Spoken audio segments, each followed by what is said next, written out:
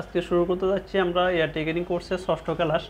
তো আজকের ক্লাসটি খুবই ইম্পর্টেন্স, কারণ হচ্ছে আজকে আমরা কীভাবে টিকিট ইস্যু করতে হয় ইস্যুর কোড সহ শেষ করে দিচ্ছি।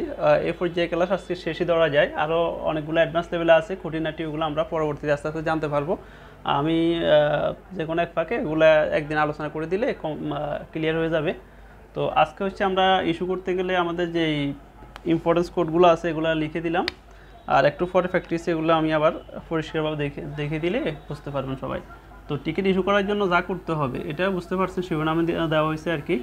আমরা গতকালকে যে আলোচনাগুলো করছি ডক্স ইনসার্ট, অর্থাৎ একটা আমরা যখন কি করব, আমরা সিট নেব, সিট নেওয়ার পরে নাম দিয়ে বুকিং করব, বুকিং করার পরে কি করব, বুকিং করার পর আমরা ফেয়ারটা দেখব ঠিক আছে কিনা। যদি ফেয়ার ঠিক থাকে তারপরে আমরা যা করতে হবে ডক্স ইনসার্ট করতে হবে, ঠিক আছে।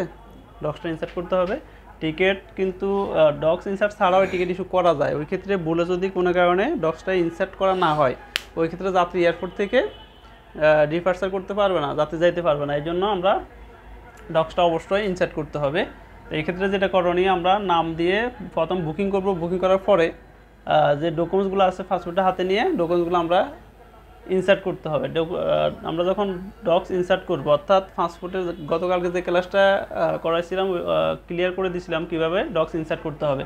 অর্থাৎ পাসপোর্টের ভিতরে যে তথ্যগুলো আমরা দেওয়া লাগে টিকিটে, প্রত্যেকটা তথ্য আমরা সুন্দরভাবে ধারাবাহিকভাবে দিব। দেওয়ার পরে আমাদের যেটা করতে হবে ফেয়ার স্টোর করতে হবে। ফেয়ার স্টোর বা অনেকে বলে ফেয়ার লোড করা, ফেয়ার লোড করা অর্থাৎ আমি যে টিকিটটা করতেছি এটা কোন ফেয়ারে আছে, এটা কোন ফেয়ারে আছে। টিকিটের কিন্তু আমাদের সিট আলাদা আলাদা, সিটের আলাদা আলাদা ফেয়ার রুলস আছে, আলাদা আলাদা ফেয়ারের ধরন আছে। এই জন্য আমরা সর্বপ্রথম দেখে নিব আমার টিকিটটা কোন ফেয়ারে আছে, ঠিক আছে।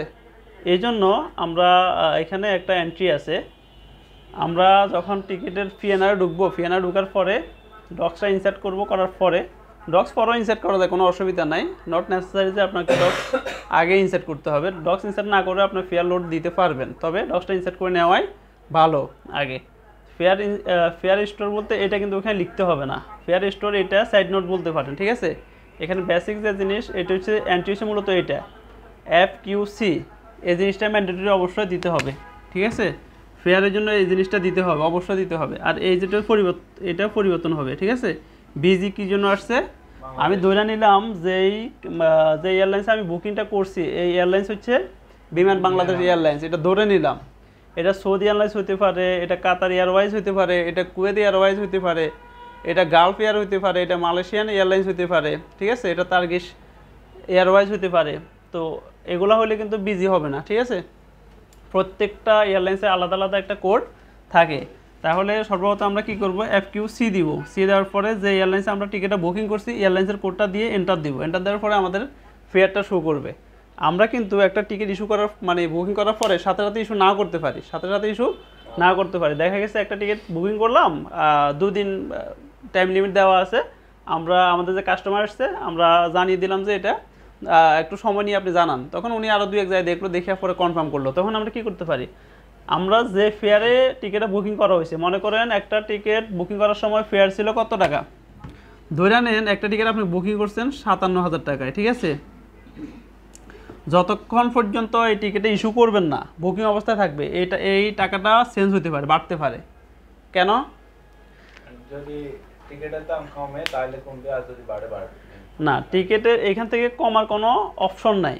কমতে গেলে আপনাকে একটা আবার কাজ করতে হবে, ওটা হচ্ছে আপনার করতে হবে, মানে একটা কোড আছে, ওই কোড দিয়ে বেস্ট বাই করতে হবে আর কি। ওটা হচ্ছে আমরা একটা কোড আছে, ওই কোডটা সাইডে নোট করতে পারেন, FQBB, হ্যাঁ, মানে বেস্ট বাই। এটা পরে আমি বললে বুঝতে পারবেন।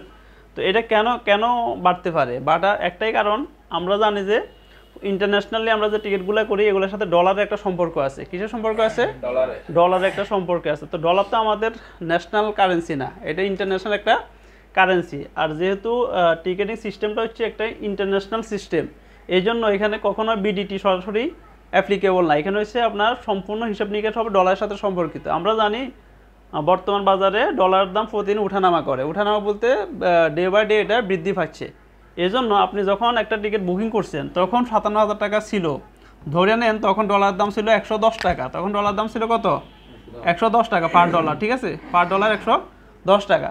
আপনি যখন 2 দিন পরে টিকিট ইস্যু করতে যাবেন, বুকিং অবস্থায় 57,000 ছিল, তখন ডলার দাম ছিল 110 টাকা। যখন ইস্যু করতে যাবেন তার আগের দিন মনে করেন আপনাকে মেল করা হলো যে এয়ারলাইন্স থেকে ডলার দাম বাড়ানো হয়েছে, ডলার দাম বাড়ছে, এই জন্য এয়ারলাইন্স বা আমাদের গ্যালিলিও সিস্টেমও ডলার দাম অবশ্যই বাড়িয়ে দিবে।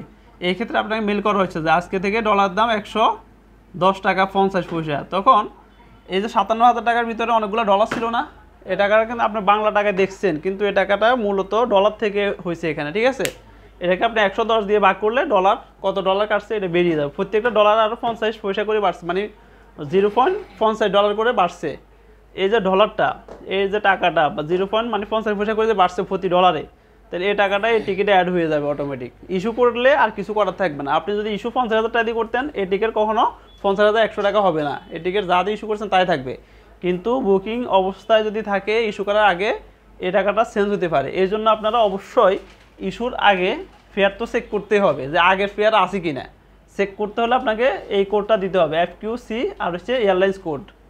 আমি এখানে বিজি বললাম না, FQC এয়ারলাইন্স কোড, এটা হচ্ছে কি এয়ারলাইন্স কোড। চাইলে সাইড নোট রাখতে পারেন, এটা কি এয়ারলাইন্স কোড, ঠিক আছে, এয়ারলাইন্স কোড।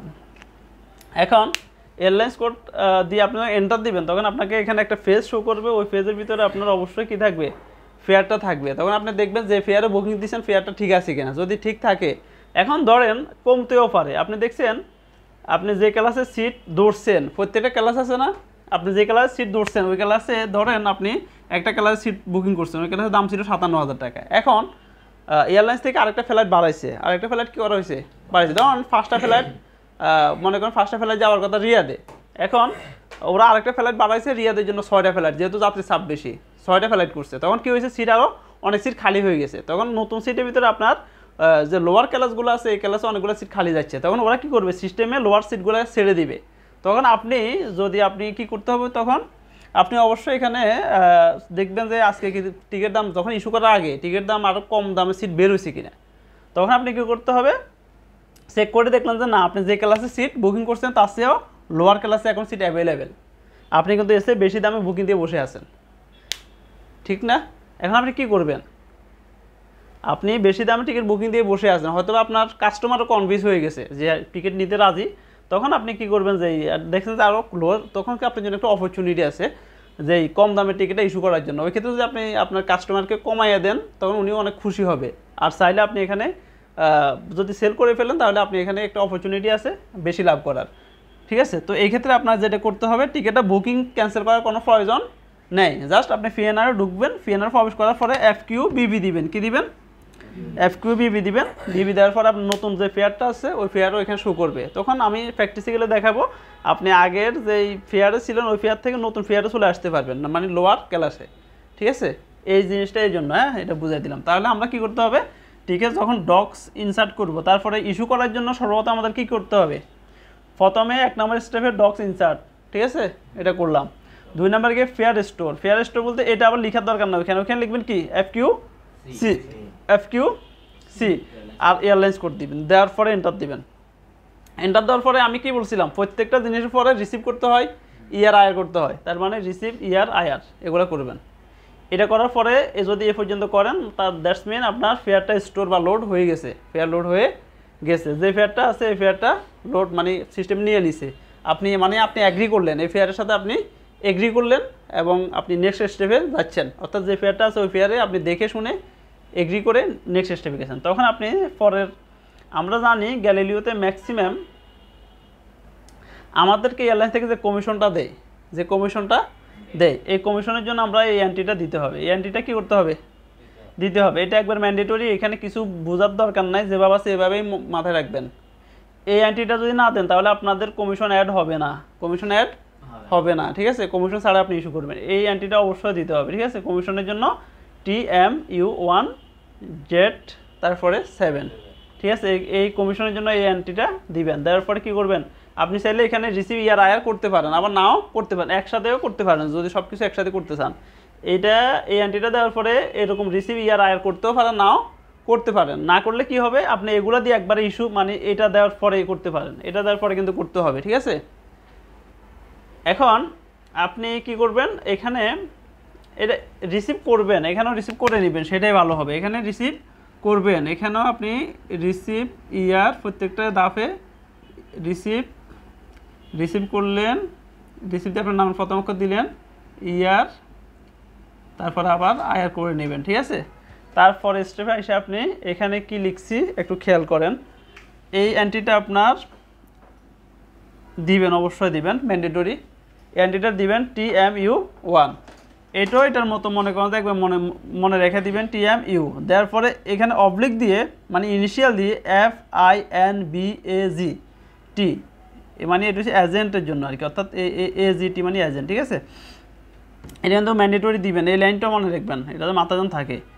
এখানে FINBAGT এটা দেওয়ার পরে আপনি এখানে একটা ডিসপ্লে দিবেন, কি দিবেন, ডিসপ্লে দিয়ে আপনি যার কাছে টিকিটটা বিক্রি করছেন বা যে এজেন্টের কাছে বিক্রি করছেন, বা আপনার একজন বিজনেস পার্টনার আছে যে আলাদা অফিসে উনি আপনার কাছ থেকে টিকিট নিতে আসছে, তখন আপনি কি করবেন, ওনার নামটা এখানে দিয়ে দিবেন। আপনি দেখা যাচ্ছে প্রতিদিন অনেকগুলো টিকিট করেন, মাসে আপনার অনেক, যেমন 100-150 টিকিট আছে, তখন আপনার পক্ষে কি মনে রাখা সম্ভব কোন টিকিটটা কে নিয়েছে?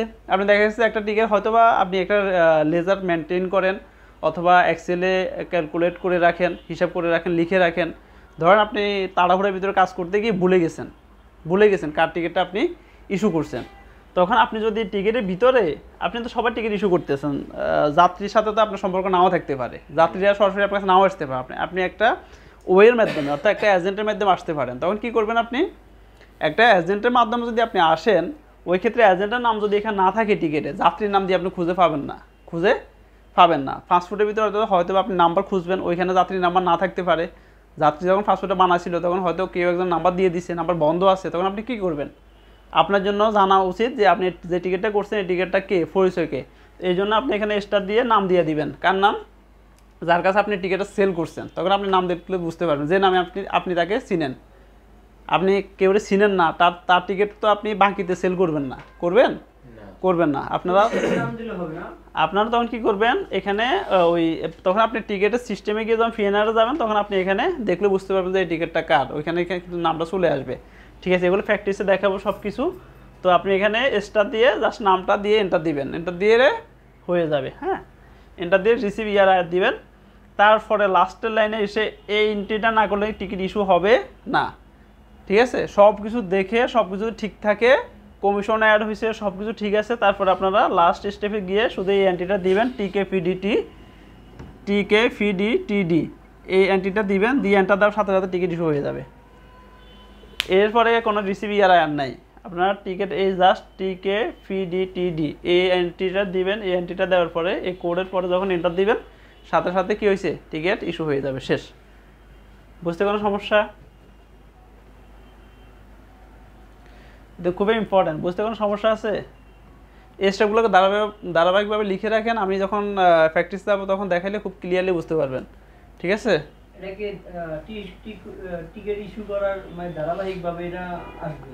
হ্যাঁ, টিকিট ইস্যু করতে গেলে এই বিষয়গুলো অবশ্যই মাথায় রাখতে হবে। কালকে ক্লাসটা ছিল শুধু ডক্স ইনসার্ট নিয়ে, কিন্তু ডক্স ইনসার্টের আগে আমরা কিভাবে বুকিং করব, নাম সাইড হলে কিভাবে করব, ফিমেল হলে কিভাবে করব, মেল হলে কিভাবে করব, যদি ইনফ্যান্ট থাকে তাহলে কিভাবে করব, এগুলো সব কিছু কালকে দেখাইছিলাম, ঠিক না?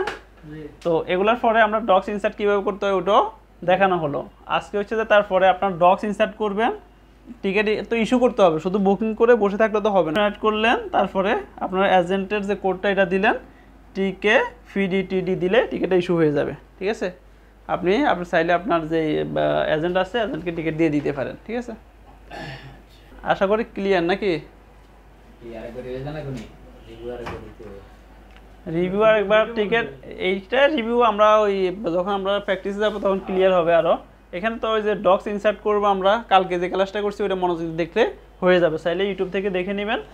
আর ফেয়ার স্টোর আছে, ফেয়ার স্টোর আমরা এটা বুঝতে আশা করি না বোঝার কিছু নেই, FQC এটা ম্যান্ডেটরি দিতে হবে। আর এয়ারলাইন্স কোডটা দিয়ে এন্টার দেওয়ার পরে আমাদের ফেয়ারটা শো করবে যে এই ফেয়ারে বা যে ক্লাসের ফেয়ারে আমরা টিকিটে বুকিং করছি, ফেয়ারটা দিবে। আমরা যদি ফেয়ার ঠিক থাকে, কোনো সমস্যা না থাকে, তখন আমরা রিসিভ ইয়ার আয়ার করবো, মানে ফেয়ারটা লোড হয়ে গেছে, তখন আমরা কমিশন অ্যাড করব এই এন্ট্রিটা দিয়ে। তারপর আমরা এজেন্টের নামের জন্য যে এন্ট্রিটা আছে এই এন্ট্রিটা দিব, লাস্ট এই এন্ট্রিটা দিলে আমাদের টিকিটের ইস্যু সম্পন্ন হয়ে যাবে, ঠিক আছে। তো আজকের জন্য আমি শেষ করলাম। পরবর্তী একটা ক্লাস আমরা কীভাবে ভয়েড করতে হয়, কীভাবে টিকিট ভয়েড করবেন, কীভাবে হচ্ছে আপনার আরও এখানে কমিশনে এটা চেক করা যায়, সব কিছু আর খুঁটিনাটি অনেক বিষয় আছে যেগুলো আসলে আপনার কাজ করতে গেলে প্রত্যেক সময় লাগবে, যেগুলো আপনাদের ধারাবাহিকভাবে প্রত্যেক দিন লাগবে, ওইগুলো আমি সব কিছুই দেখিয়ে দিব, ঠিক আছে। আর হচ্ছে আপনারা যদি কোনো সমস্যা অবশ্যই আমাকে ইনফর্ম করবেন, আমি জানানোর চেষ্টা করব, আমি সবসময় তো আছি।